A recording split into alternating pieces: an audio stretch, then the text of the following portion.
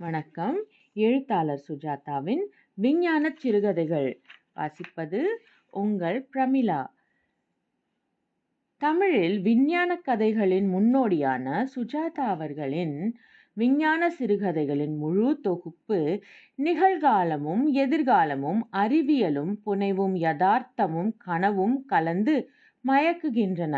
காலமாற்றத்தால் புதுமை குன்றாத இக்கதைகள் வாசகர்களின் மனதில் தீராத வினோதங்களை படைக்கின்றன.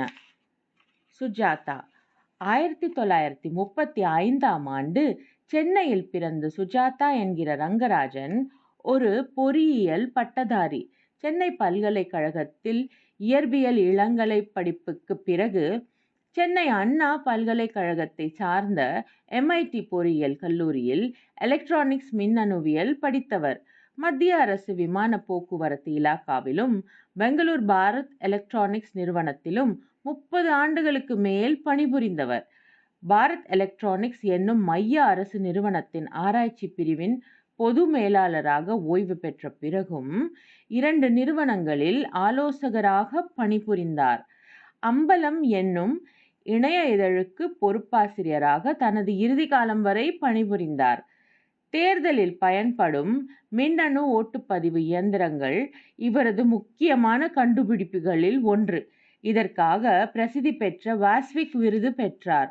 1993இல் மைய அரசின் அறிவியல் தொழில்நுட்ப விருதான NCTC விருது ஊடகங்களில் அறிவியல் சிந்தனையை பரப்பியதற்காக சுஜாதாவிற்கு அளிக்கப்பட்டது.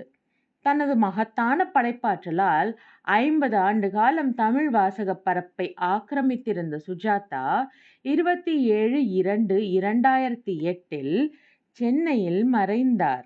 அவரது மனைவி சுஜாதா ரங்கராஜன், மகன்கள் ரங்கபிரசாத், கேசவ பிரசாத். முன்னுரை. எழுத ஆரம்பித்து 40 ஆண்டுகள் ஆகின்றன. அப்போதிலிருந்தே விஞ்ஞான சிறுகதைகள் என்று பத்திரிகை ஆசிரியர்களிடம் குறிப்பிடாமலேயே வாசகர்களிடம் கடத்தியிருக்கிறேன்.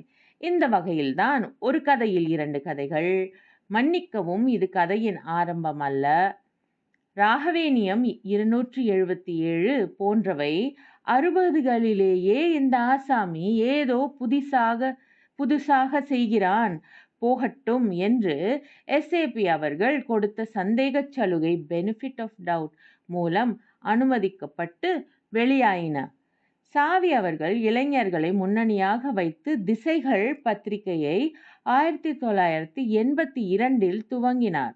தற்போது பிரபலமாக இருக்கும் பல எழுத்தாளர்களும் சித்திரக்காரர்களும் ஏன் சினிமா டைரக்டர்கள் கூட திசைகள் பள்ளியில் வந்தவர்கள். அதன் ஆசிரியர் மாலன் முதல் இதழிலிருந்தே தொடர்ந்து என்னை விஞ்ஞான கதைகள் எழுத கேட்டுக்கொண்டார். திமலாவில் தொடங்கி 10 கதைகள் எழுதினேன். பின்னர் கல்கி இதழில் விஞ்ஞான கதைகள் தொடர்ந்து எழுதுமாறு திரு ராஜேந்திரன் பணித்தார். இடையே கணையாழியில் அவ்வப்போது விஞ்ஞான கதைகள் எழுதி வந்தேன். அது, உபகிரகம், ரூல் நம்பர் 17 போன்ற கதைகள் அவை. பாக்யா, தாய் பத்திரிகைகளிலும் அறிவியல் புனைகதைகளை அனுமதித்தார்கள். ஆனந்த விகடன் பாலன் எப்போதும் அவைகளை வரவேற்றார். இப்படியே 50 கதைகள் எழுதிவிட்டேன். பிரமிப்பாக இருக்கிறது. இவைகளை தொகுப்பாக பார்க்கும்போது ஒரு முன்னோடியின் திருப்தி ஏற்படுகிறது. கதைகள் எழுதப்பட்ட வருஷத்தையும் எனக்கு ஞாபகம் இருக்கும் அளவுக்கு குறிப்பிட்டிருக்கிறேன். அறிவியல் புனைகதைகளை தமிழ் எழுத்தாளர்கள் அதிக அளவில் முயற்சி செய்யவில்லை. இத்தொகுதியின் மூலம் விஞ்ஞான கதைகள் அப்படி ஒன்றும் செப்பிடு வித்தை அல்ல, கற்பனை வெள்ளத்திற்கு மற்றொரு வடிகால் என்று தமிழர்களுக்கு காட்ட முயன்றிருக்கிறேன்.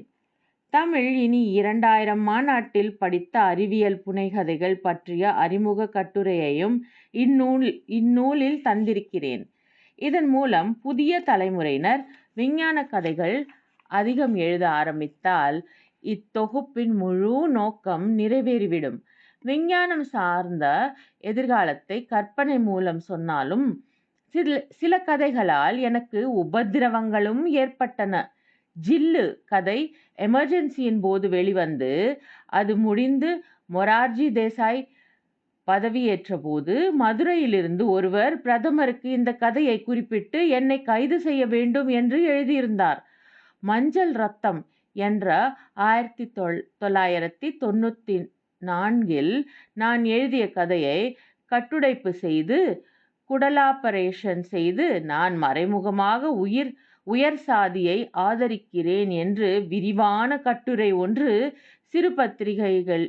சிறு பத்திரிகையில் வெளியானது. ரூல் நம்பர் 17 போன்ற கதைகள் ஒரு மோசமான நம்பிக்கையற்ற எதிர்காலத்தை சொல்கின்றன என்று கடுமையாக விமர்சிக்கப்பட்டேன். இந்த கதைகளில் சந்தோஷங்களும் கிடைத்தன. அடிமை, ஆகாயம் போன்ற கதைகள் நல்ல ரேடியோ நாடகங்களாக ஒளிபரப்பப்பட்டன. அடிமை கன்னடத்திலும் சிறப்பாக வந்தது. ஃபெமினாவுக்காக என்னை பேட்டி காண வந்த திருமதி சகுந்தலா நரசிம்மன் ஆகாயம் கதையை சிறப்பாக ஆங்கிலத்தில் மொழிபெயர்த்து வெளியிட்டார். அது நேஷனல் புக் ட்ரஸ்டின் முதல் இந்திய விஞ்ஞான கதைகளின் தொகுப்பான இட் ஹேப்பன் டுமாரோ புத்தகத்தில் வெளிவந்தது. தொடர்ந்து பிடிவாதமாக இவ்வகை கதைகளை மற்ற பேர் எழுதுகிறார்களோ இல்லையோ நான் எழுதுவதாக உத்தேசித்திருக்கிறேன். இந்த கதைகள் வெளிவந்த சமயத்தில் வாசகர்களுக்கு உவகை அளித்தன. இவைகளை மறுபடி படிப்பவர்களுக்கும் புதிய தலைமுறையினருக்கும் அதே போன்ற உவகை ஏற்படும் என நம்புகிறேன். இப்போது இந்த கதைகளை ஒன்று சேர்த்து சிறப்பாக வெளியிடும் உயிர்மை பதிப்பகத்தின் உரிமை நண்பர் மனுஷ்ய புத்திரனுக்கும் பொறுமையுடன் இவைகளை உள்ளிட்ட செல்விக்கும் தயாரிப்பில் உதவிய குமார், லீலா ஆகியோருக்கும் திறமையாக ப்ரூஃப் பார்த்த நஞ்சொண்டன், MS ஆனந்த் ஆகியோருக்கும் இக்கதைகளை தொகுப்பதில் பேருதவி புரிந்த தேசிகன், கதைகளை முதலில் வெளியிட்ட ஆசிரியர்கள் மாலன், கி. ராஜேந்திரன், கி. கஸ்தூரிரங்கன், பாலசுப்பிரமணியன், வலம்புரி ஜான், கே. பாக்யராஜ் இவர்களுக்கு நன்றி. அமரர்கள் SAP சாவி இருவரையும் இந்த சமயத்தில் நினைவு கூர்கிறேன். சுஜாதா, சென்னை, டிசம்பர் 2002. அறிவியல் புனைகதைகளின் கூறுகள். சுஜாதா. முதலில் சயின்ஸ் ஃபிக்ஷன் என்பதற்கு சரியான தமிழ் சொல் பார்க்கலாம். விஞ்ஞான கதை அல்லது அறிவியல் புனைகதை இரண்டையும் கலந்து பயன்படுத்த போகிறேன். எது நிலைக்கிறது என்பதை காலம் தீர்மானிக்கட்டும். ஆங்கிலத்திலேயே 1930 தான் இந்த பிரயோகம் நிலைத்தது. அதற்கு முன் சயின்டிஃபிக்ஷன், சயின்டிஃபிக் ரொமான்ஸ் போன்றவை புழக்கத்தில் இருந்தன. தமிழில் அறிவியல் சார்ந்த புனைகதைகள் மிகவும் குறைவு. ஆனால் சயின்ஸ் ஃபிக்ஷன் என்னும் பொதுவகையில் சேர்க்கக்கூடிய நூல்களும் சிறுகதைகளும் சில நாவல்களும் தமிழில் இருக்கின்றன. சயின்ஸ் ஃபிக்ஷன் எழுதுகிறோம் என்பதை அறியாமலேயே எழுதிய கதைகளைத்தான் ஆரம்பகால தமிழ் சிறுகதைகளில் காண்கிறோம். இதற்கு முக்கிய காரணம் இதன் மேல்நாட்டு வரையறைகள் நமக்கு தெரியாமல் இருந்ததே. அவைகள் மிகவும் விஸ்தாரமாக இருந்ததால் பல தமிழ் சிறுகதைகள் தம்மை அறியாமல் இந்த வரையறைக்குள் வந்து விழுகின்றன.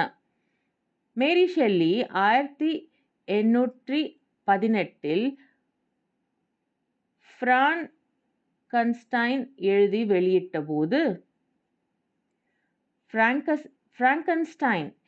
வெளியிட்ட போது சயின்ஸ் ஃபிக்ஷனின் ஆரம்ப விதைகளை விதைக்கிறோம் என அவர் அறிந்திருக்கவில்லை. அதே நிலையில்தான் நம் முதல் தமிழ் விஞ்ஞான கதைகளும் உருவாகியுள்ளன. அறிவியல் புனைகதை என்பது என்ன என்பதை அறுதியிட்டு விடலாம். பிரையன் ஆல்டிஸின் கூற்று எனக்கு பிடித்தது. Science fiction is the search for a definition of mankind and his status in the universe in the advanced but confused state of knowledge, science. அறிவியல் புனைகதை என்பது முன்னேற்றமும் குழப்பமும் நிறைந்த அறிவியல் சூழ்நிலையில் மனித இனத்தை வரையறை செய்து பிரபஞ்சத்தில் மனிதனின் இடத்தை தேடும் இலக்கியம். இந்த வரையறைதான் மேல் நாட்டில் இந்த ஜாதியில் பிரசுரமாகும் எல்லா கதைகளுக்கும் பொருந்துகிறது. காத்திக் வகை கதைகளிலிருந்துதான் விஞ்ஞான கதைகள் வந்தன என்பது ஆராய்ச்சியாளர்களால் ஒப்புக்கொள்ளப்பட்ட விஷயம்.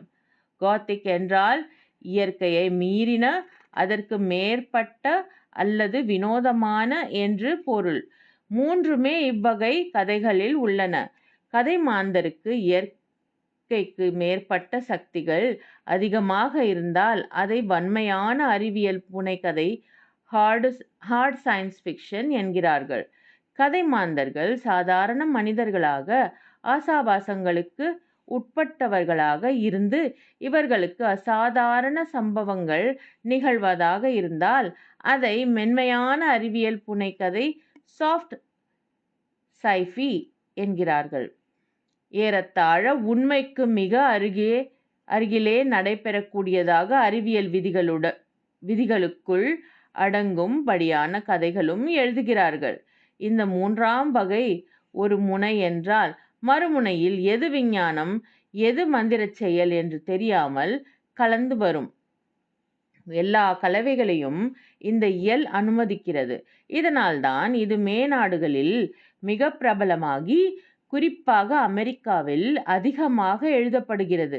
சிறுகதையின் மற்ற வடிவங்கள் அங்கே மெல்ல மெல்ல வழக்கொழிந்து வரும்போது இவ்வகை மட்டும் செழிப்பதற்கு காரணம் இந்த கலவை சுதந்திரம்தான். சென்ற நூற்றாண்டின் கவிஞர் ஷெல்லியின் மனைவி மேரி ஷெல்லி எழுதிய Frankenstein or the modern Prometheus என்னும் காத்திக் நாவலில்தான் இந்த இயல் துவங்கியது. இதன் கதை சுருக்கத்தை சொல்வது இந்த கட்டுரைக்கு அவசியமாகிறது. விக்டர் பிராங்கன்ஸ்டைன் பல புதிய பிரேதங்களின் பல பாகங்களிலிருந்து ஒரு உடலை தயாரித்து அதற்கு உயிர் ஊட்டுகிறார். அதை உடனே நிராகரித்தும் விடுகிறார். ஆனால் அது தப்பித்துச் சென்று அவரையும் மற்றவர்களையும் அழிக்க முயலும் அபாயம் வந்துவிடுகிறது. அதற்கு ஒரு ஜோடி தயாரிக்க வேண்டியிருக்கிறது. இறுதியில் அது அழிக்கப்படுகிறது. இந்த சுருக்கத்திலும் ஆரம்பத்தில் நாம் பார்த்த வரையறை பொருந்துவதை சயின்ஸ் ஃபிக்ஷனின் முக்கியமான ஒரு கருப்பொருளான விபரீதமாகும் பரிசோதனை இருப்பதை உடனே நீங்கள் உணரலாம். இந்த கதையை புதுமைப்பித்தன் பிரேத மனிதன் என்ற தலைப்பில் மொழிபெயர்த்திருக்கிறார். தமிழில் முதல் காத்திக் கதை சீவக சிந்தாமணி என்று கூறலாம். சச்சனந்தனின் கர்ப்பிணி மனைவி மயிர்பொறி மேல் ஆகாய வழியில் சென்று ஒரு சுடுகாட்டில் இறங்கி சீவகனை பெற்றாள் என்று படிக்கும்போது இதில் காத்திக் கூறுகள் அனைத்தும் உள்ளதை உணரலாம். சீவகன் காந்தருவதத்தை, குணமாலை, பதுமை, கனகமாலை என்று அழகான பெயர்கள் கொண்ட மங்கையரை ஒவ்வொரு நாட்டுக்கு ஒருத்தியாக ஏறக்குறைய ஒரு டஜன் ராஜகுமாரிகளை கல்யாணம் செய்து கொள்ளும் ஒவ்வொரு கதையிலும் காத்திக் கூறுகள் நிறையவே உள்ளன. டெலிவிஷன் கூட வருகிறது. அதேபோல் மணிமேகலையிலும் கம்பராமாயணத்திலும் உள்ள அற்புத விஷயங்கள் அனைத்தும் சயின்ஸ் ஃபிக்ஷன் வகையை சேர்ந்தவை. புஷ்பக விமானம் ஏரோப்ளேன் போலவே கொஞ்ச தூரம் ஓடிவிட்டு டேக் ஆஃப் ஆனதை பற்றி கூட சொல்கிறார் கம்பர். மண்ணின் மேலவன் தேர் சென்ற சுவடெல்லாம் மாயவிண்ணின் ஓங்கிய தொருநிலை மெய்யுற என்று புனைந்திருக்கிறார். கலிங்கத்து பரணியில் நினக்கூழை எல்லோருக்கும் நிறைய ஊற்றுங்கள் என்று ஏகதேசம் ஒரு பேய் மகாநாடே சொல்லப்பட்டிருக்கிறது. பேய்களிலேயே பார்ப்பனர்கள், புத்த பேய்கள், சமணப் பேய்கள் என்று சாதி வித்தியாசம் காட்டி உயிரை கொல்லா சமணப் பேய்கள் ஒருபொழுது உண்ணும் அவை உண்ண மயிரை பார்த்து நினந்துகிலால் வடித்து கூழை வாரீரே உயிர்களை கொல்லாத சமணப்பேய்கள் ஒருவேளைதான் சாப்பிடும். அதனால் மயிரை வடிகட்டி அவைகளுக்கு கூழாக்கி நிணத்தையும் கொடுக்கவும் என்று பாடும்போது ஜெயங்கொண்டார் தமிழின் ஆரம்பகால காத்திக் கதை எழுதியவர் ஆகிறார். விக்ரமாதித்தன் கதைகள் பல சைஃபி தகுதி பெறுகின்றன. இரு நண்பர்களிடையே தலையும் உடலும் மாறிப்போய் யார் உண்மையான கணவன் என்று மனைவி தடுமாறும் விக்ரமாதித்தன் கதை உண்மையான சயின்ஸ் ஃபிக்ஷன். இதை கிரீஷ் கர்னாட் ஹயவதனா என்ற அற்புதமான நாடகமாக மாற்றினார். ஊர்சுலா லா குவைன் சென்ற வருடம் எழுதிய ஐலண்ட் ஆஃப் இம்மார்டல்ஸ் என்னும் கதை விக்ரமாதித்தன் கதை போலத்தான் இருக்கிறது.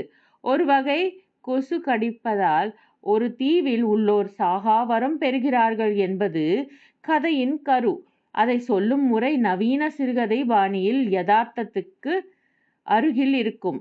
கதை என்னவோ அதே தந்திர கதைதான். இவ்வகை கதைகள் நிறைய உள்ளன. தமிழக நாட்டுப்புற கதைகள் சிலவற்றிலும் காத்திக் கூறுகள் இருக்கின்றன.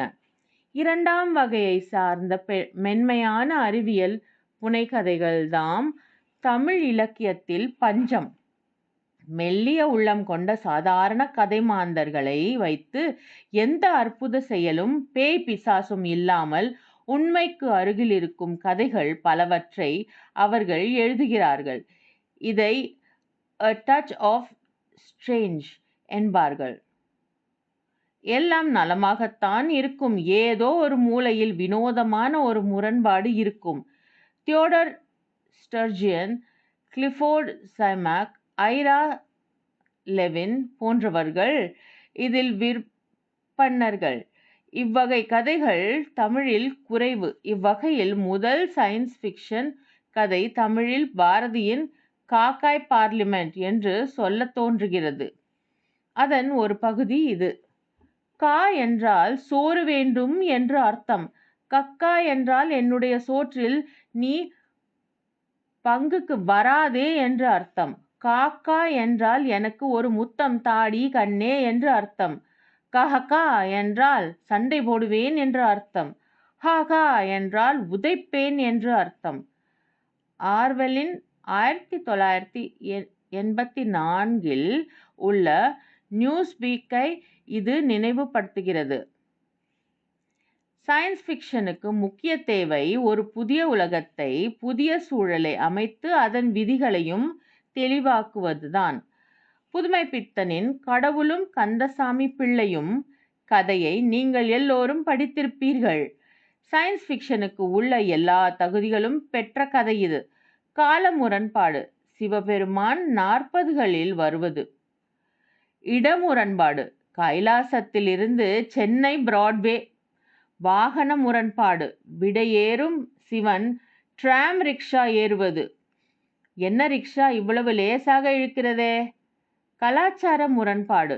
ரிக்ஷாக்காரர் பாஷையும் திருநெல்வேலி பிள்ளைமார் பாஷையும் சிவனின் தூய தமிழும் ருத்ர தாண்டவமும் சினிமா டான்ஸும். கந்தசாமி பிள்ளை போன்ற குறைபட்ட சாதாரண கதாபாத்திரங்கள் அசாதாரண லோகத்தனமான சூழ்நிலையை சந்திக்கும் காக்னிட்டிவ் எஸ்ட்ரேஞ்ச்மெண்ட் என்பது விஞ்ஞான புனைக்கதைகளுக்கு முக்கியமான தகுதி. அது இதில் முழுமையாக உள்ளது. இவ்வகை கதைகள்தான் பல ஆங்கிலத்தில் எழுதப்பட்டு வருகின்றன. தமிழில் புதுமைப்பித்தன்தான் முதல்வர்.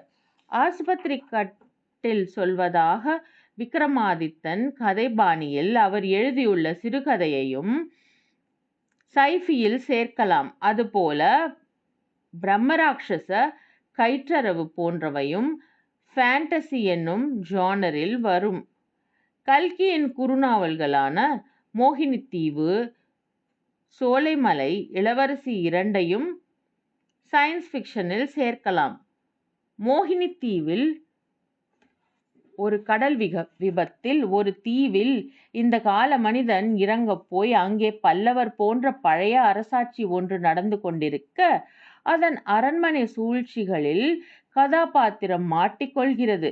இது மார்க் ட்வெயினின் A Connecticut Yankee in King Arthur's Court-ஐ நினைவுபடுத்தும் கதை. சோலைமலை இளவரசியில் ஒரு தீவிரவாதி தண்டனைக்கு பயந்து ஒரு மலை குகையில் ஒளிந்து கொண்டிருக்கும் ஒவ்வொரு இரவும் கனவு காண்கிறான். கனவில் அவன் தின வேளைகளில் பார்த்த சம்பவங்கள் வேறு வடிவில் வேறு பெயர்களுடன் திரும்ப வருகின்றன. அபாயம் மட்டும் பொது. கல்கியின் இவ்விரண்டு அற்புதமான குறுநாவல்களும் அவருடைய மற்ற கதைகளின் அளவுக்கு பிரபலமாகாததற்கு காரணம் இரண்டிலும் இருந்த விஞ்ஞான கதை கூறுகளை உணர்ந்து கொள்ளும் பக்குவம் வாசகர்களுக்கு ஏற்படாது. அவர்கள் குழம்பி போனதுதான். போதுமான உதாரணங்களும் ஊக்கமும் அப்போது இருந்திருக்கவில்லை என எண்ணுகிறேன். மேல்நாட்டு இலக்கியங்களுடன் அதிகம் பரிச்சயம் கொண்டிருந்த புதுமைப்பித்தன் கல்கி போன்றவர்கள் இந்த பரிசோதனை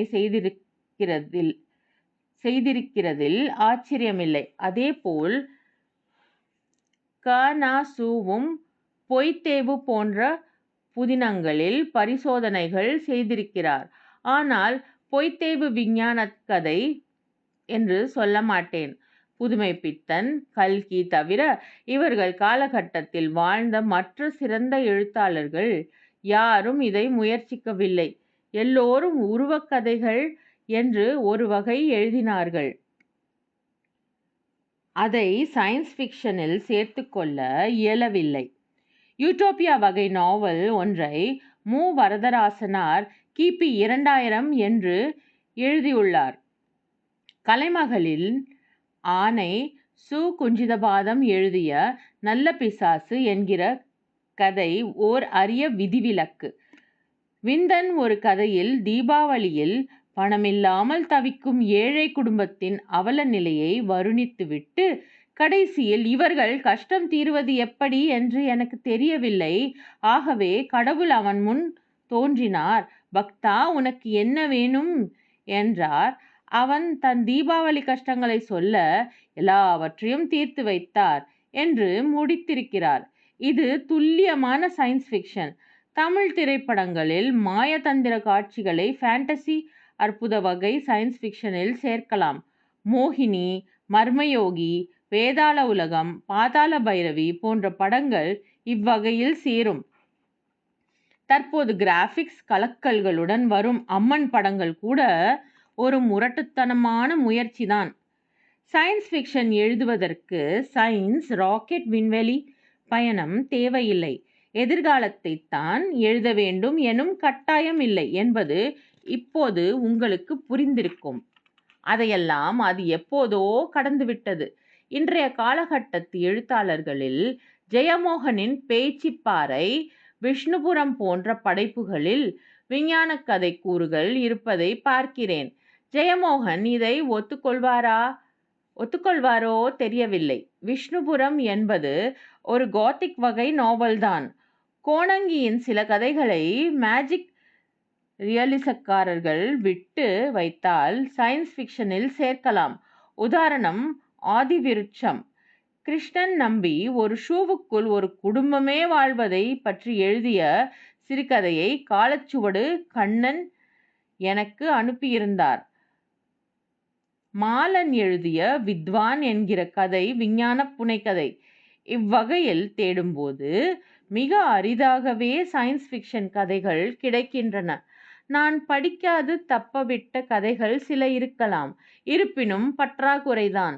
காரணம், இந்த வகையை யாரும் விஸ்தரித்து விளக்கி விமர்சன கட்டுரை எழுதாததுதான்.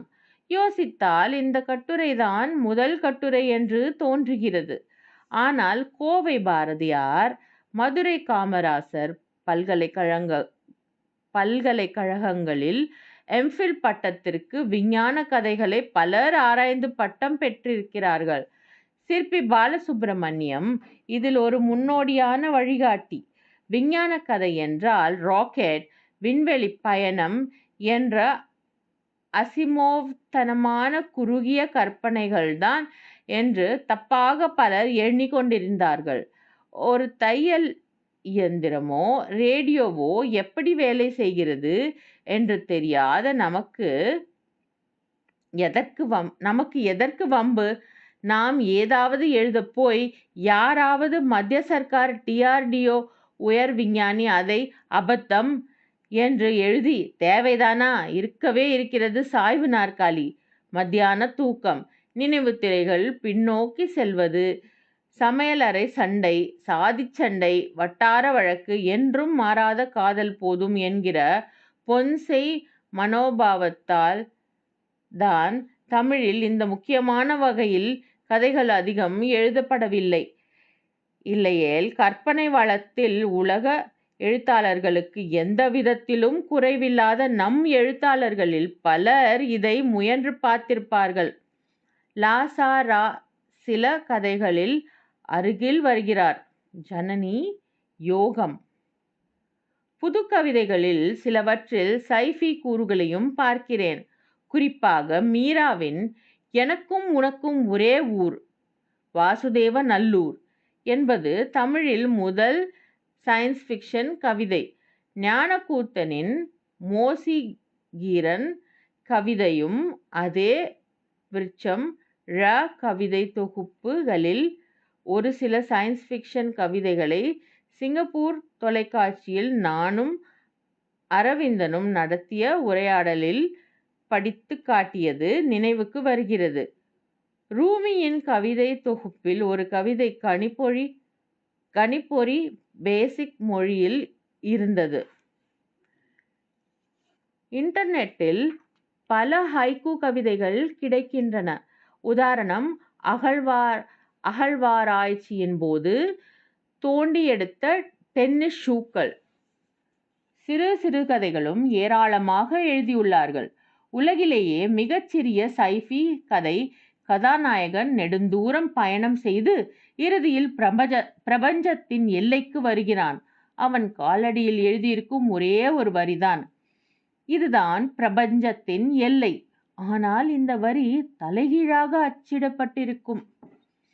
தமிழில் கதைகள் எழுத ஆரம்பித்ததிலிருந்து இம்மாதிரி முயற்சிகளால் வசீகரிக்கப்பட்டு பிடிவாதமாக சயின்ஸ் ஃபிக்ஷனை எழுதி வரும் சில எழுத்தாளர்களில் அடியேனும் ஒருவன். திசைகள் என்கிற ஓர் இளைஞர் பத்திரிகை 80களில் துவங்கிய போது அதன் ஆசிரியராக இருந்த மாலன் என்னை சயின்ஸ் ஃபிக்ஷன் எழுதச் சொன்னார். திமலா, ஜில்லு போன்ற கதைகள் உங்களில் சிலருக்கு ஞாபகம் இருக்கலாம். திமலா அடுத்த நூற்றாண்டில் திருப்பதி கோவிலுக்கு செல்லும் ஹைடெக் தம்பதிகளை பற்றியது. ஏறக்குறைய 25 வருடத்துக்கு முன் எழுதியது. எல்லாமே இப்போது நடைமுறையில் வந்துவிட்டது. ஜில்லுவில் இந்தியாவுக்கும் பாகிஸ்தானுக்கும் இடையே அணு ஆயுத போர் நிகழ்ந்தது. அதன் பின்விளைவாக கதிரியக்கத்தை தவிர்க்க ஒரு நகரத்திலிருந்து அவசரமாக ஒரு குடும்பம் தப்பும்போது ஒரு சிறுவனும் அவன் நாயும் போய் மாட்டிக்கொள்வதை பற்றி எழுதியிருந்தேன். இது உண்மையாக வேண்டாம் என ஸ்ரீரங்கநாதனை பிரார்த்திக்கிறேன். உண்மைக்கு அருகில் எழுதப்படும் சாஃப்ட் வகை சயின்ஸ் ஃபிக்ஷன் கதைகள் எதிர்காலத்தில் சாத்தியமாக கூடிய வாய்ப்பு அதிகம் உள்ளது. ஆர்தர் கிளார்க் பூமியுடன் விண்வெளியில் உடன் சுற்றும் செய்தி தொடர்பு ஜியோஸ்டேஷனரி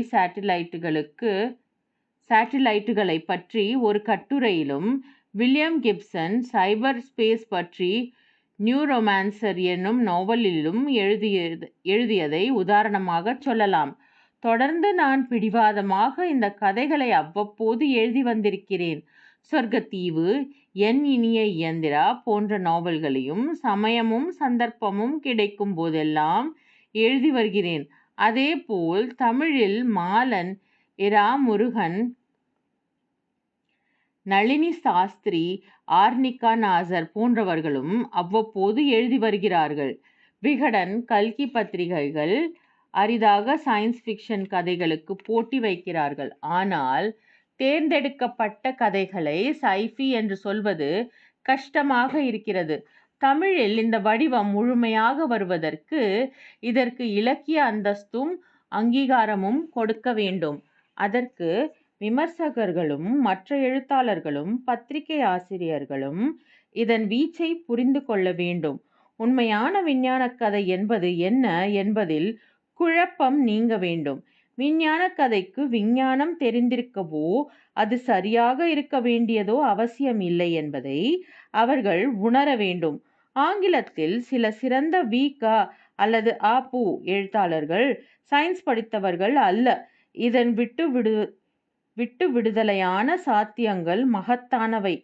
கதாபாத்திரங்களுடன் அவர்கள் தமக்குள் புழங்கும் சமூக விதிகளையும் முதலில் அமைத்து கொண்டு அதற்கேற்ப கதையை அமைக்க வேண்டும். மனிதன் மனிதனுடன் பழகும் சம்பிரதாய விதிகளை மாற்றி அமைக்கும் சுதந்திரத்தை இது தருகிறது. இதில் நாய் பேசலாம், ஒரு சலவை இயந்திரம் நீட்சேயை விளக்கலாம். சமூகத்தை விமர்சிப்பதிலுள்ள சன்னமான மறைமுக முறைகளை இதில் கொண்டு வரலாம். பிடிக்காதவர்களையும் பிடிக்காத விதிகளையும் கழற்றிவிடலாம். தாமஸ் டிஷ் என்னும் ஒரு அமெரிக்க ஆசிரியர் அண்மையில் எழுதிய ஸ்பீக் ஈஸி என்னும் கதையில் அரசின் பொது இடத்தில் யாரும் பேசக்கூடாது என்பது புதிய விதி. ஒருவருக்கொருவர் பேசிக்கொள்ள வேண்டும் என்றால் அதற்கென்றே அமைக்கப்பட்ட கூட்டமான அறைகளில் போய் என்ன வேண்டுமானாலும் பேசிக்கொள்ளலாம். வெளியே வந்ததும் கப்சிப். இவ்விதி மெல்ல மெல்ல மெகா நகரங்களில் வந்து கொண்டிருப்பதை உடனே உணரலாம். இனி நிறைய விஞ்ஞான கதைகள் எழுதுங்கள். உங்களுக்கு எந்த கட்டுப்பாடும் கிடையாது. தினசரி அவலங்களை நாம் மீள முடியாது.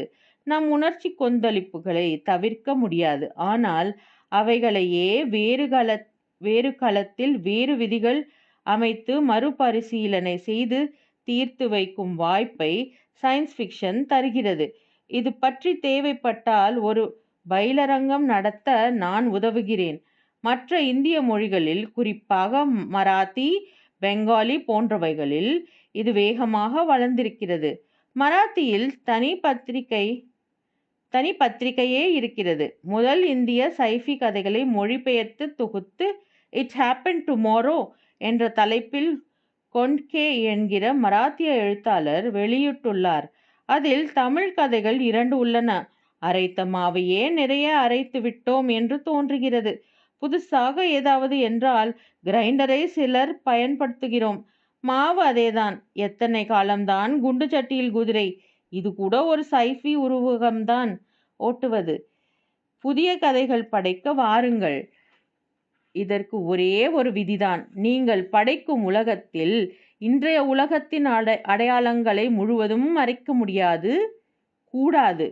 எடுத்துக்காட்டு நூல்கள்: Brian Aldiss, Trillion Years Pre, The History of Science Fiction, Victor Gollancz, London; Mary Shelley, Frankenstein; Gordon Dozois, The Year's Best Science Fiction Stories, St. Martin's Griffin; William Gibson, Neuromancer, paperback; 400 Short Science Fiction Stories, Picador; Conke, It Happened Tomorrow, National Book Trust; Internet references to various sci-fi sites, Singaravelu Mudaliar, Abithana Chintamani; Kalingathu Parani, களம் பாடியது 567; கம்பராமாயணம், ஜடாயுவதை படலம், பாடல் 78; விக்ரமாதித்தன் கதைகள், அரு Ramanathan, Prema பிரசுரம்; orient Longman, அன்று தேர்வும் தொகுப்பும்; மாலன்,